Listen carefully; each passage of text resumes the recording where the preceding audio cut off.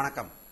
அன்பார்ந்த இணையதள நேயர்களை மீண்டும் www.qcrc.in என்ற இணையதளத்திற்காக நியூஸ் தமிழ் செய்தி அறிக்கையில் உங்களை சந்திப்பதில் பெருமகிழ்ச்சி அடைகிறோம்.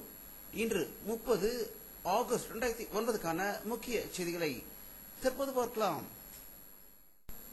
தமிழகத்தின் சட்டசபை தேர்தலில் வாக்காளர்களுக்கு பணம் கொடுக்கும் கலாச்சாரத்தை திமுக ஆரம்பித்து வைத்திருப்பதாகவும் இதனால் தமிழ்நாட்டுக்கு பெரும் அவமானம் ஏற்பட்டுள்ளது என்று காங்கிரஸ் மூத்த தலைவர் EVKS இளங்கோவன் செய்தி வெளியிட்டிருந்தார்.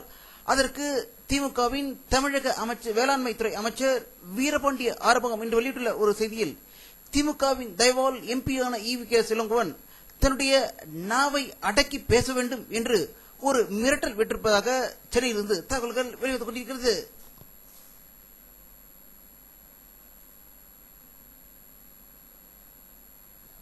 தேமுதிக கட்சி தலைவர் விஜயகாந்த் வெளியிட்டுள்ள ஒரு செய்தி அறிக்கையில் CBCID போலீசார் எனக்கு சமன் அனுப்பியது என்னை மிரட்டும் பாணியில் இருப்பதாகவும் ஒரு அரசியல் கட்சி தலைவரை போலீஸ் உயரதிகாரிகள் சமன் என்ற பெயரில் மிரட்டுவதை வன்மையாக கண்டிப்பதாகவும் இப்படிப்பட்ட சமன்கள் அனுப்பப்படுவது சட்டப்படி தவறு என்றும் சட்டத்தில் இதற்கு இடமில்லை என்றும் சட்டத்தை போலீஸ் அதிகாரிகளும் அதனுடைய அரசியல் கட்சி தலைவர்களும் வளைத்து எனக்கு சமன் அனுப்பியிருக்கிறார்கள் என்று குற்றச்சாட்டியிருப்பதாக சென்னையிலிருந்து தகவல்கள் வெளிவந்து கொண்டிருக்கிறது.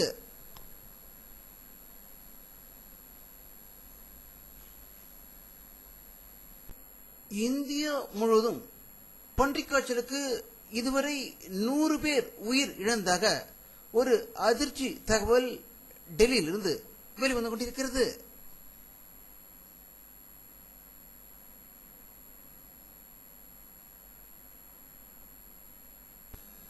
காங்கிரஸ் தலைவர் மூப்பனாரின் 8ஆம் ஆண்டு நினைவு தினம் இன்று அனுசரிக்கப்பட்டதாகவும் தேனாம்பட்டியில் உள்ள அவரது நினைவிடத்தில் காங்கிரஸ் கட்சி தலைவர்கள் அவருக்கு அஞ்சலி செலுத்தியதாக சென்னையிலிருந்து தகவல்கள் வெளிவந்து கொண்டிருக்கிறது.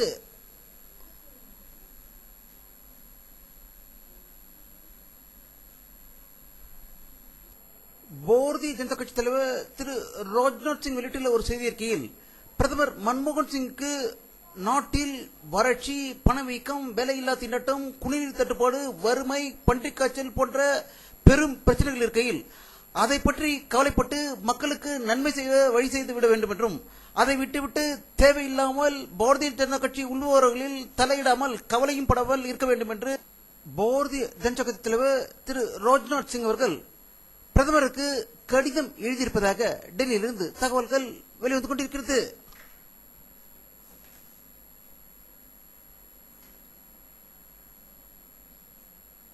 ரயில்வே அமைச்சர் மம்தா பானர்ஜி அவர்கள் வெளியிட்டுள்ள ஒரு செய்தி அறிக்கையில் இந்தியாவில் உள்ள முக்கிய ரயில் நிலையங்களில் பேட்டரி கார்களை செயல்பட செய்ய இருப்பதாகவும் இந்த பேட்டரி கார்கள் மூலம் ரயில் நிலையங்களுக்கு வரும் ஊனமுற்றவர்கள் மற்றும் வயதானவர்களுக்கு இதில் பயணம் செய்து ரயிலுக்கு அருகில் சென்று ரயில் ஏறுவதற்கான வசதி 24 மணி நேரம் செய்து வைக்கப்படும் என்று தகவல்கள் வெளிவந்து கொண்டிருக்கிறது.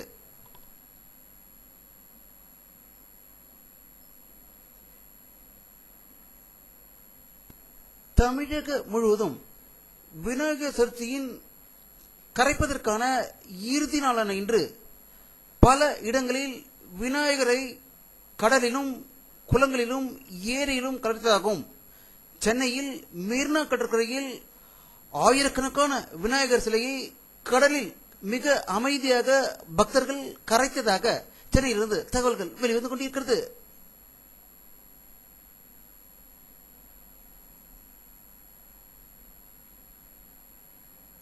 நாகப்பட்டினம் மாவட்டத்தில் உள்ள வேளாங்கண்ணி மாதா கோவிலின் திருவிழாவின் கொடியேற்று விழா மிக கோலாகலமாக நடந்ததாகவும் லட்சக்கணக்கான பக்தர்கள் வேளாங்கண்ணி மாதாவை தரிசித்ததாகவும் இந்தியா மற்றும் வெளிநாடுகளிலிருந்து பக்தர்கள் குவிந்ததால் வேளாங்கண்ணி பெரும் பரபரப்புடன் இருப்பதாக வேளாங்கண்ணி கோவிலிருந்து செய்திகள் வெளிவந்து கொண்டிருக்கிறது.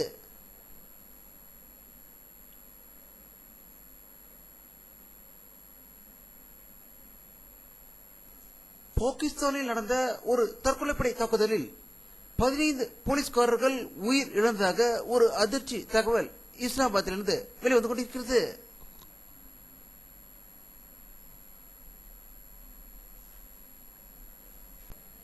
சைனா ராணுவத்திற்கு சொந்தமான 2 ஹெலிகாப்டர்கள் காஷ்மீர் மாநில எல்லையில் ஊடுருவியதாகவும் அந்த ஹெலிகாப்டர்கள் 2 முறை ஹிமாலய பகுதியில் உள்புகுந்ததாக தகவல்கள் வெளிவந்து கொண்டிருக்கிறது.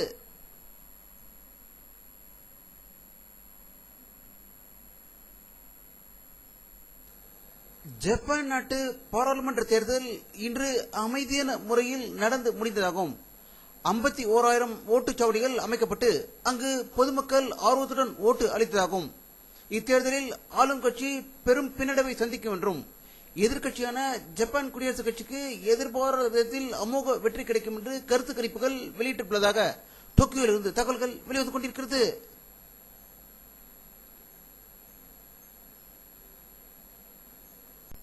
இஸ்ரேல் நாட்டு விமானப்படைக்கு சொந்தமான விமானம் ஒன்று காசா பகுதியில் அமாஸ் தீவிரவாதிகள் தங்கியிருப்பதாக தகவல் வந்தடுத்து அதன் மீது விமான தாக்குதல் நடந்து பல கட்டிடங்கள் சேதமடைந்திருப்பதாக காசாவில் இருந்து தகவல்கள் வெளிவந்து கொண்டிருக்கிறது.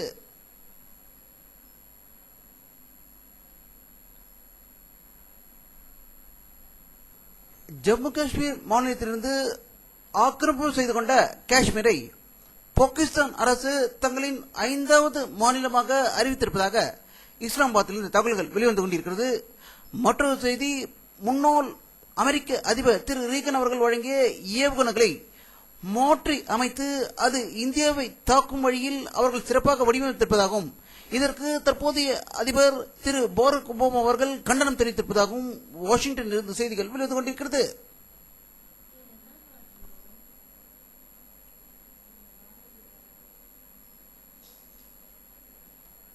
வானிலை அறிக்கை 30 ஆகஸ்ட் 2009 பிற்பகல் 4 மணியளவில் எடுக்கப்பட்ட சேட்டலைட் புகைப்படத்தை தற்போது பார்த்துக் கொண்டிருக்கிறீர்கள்.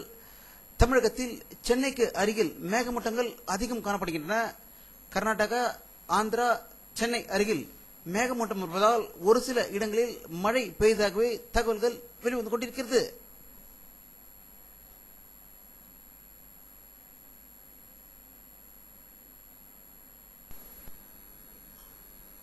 இத்துடன் இந்த செய்தி அறிக்கை நிறைவடைகிறது. மீண்டும் நியூஸ் தமிழ் செய்தி அறிக்கையில் உங்களை சந்திக்கும் வரை உங்களிடமிருந்து விடைபெறுவது உங்கள் கே. பாலாஜி. நன்றி.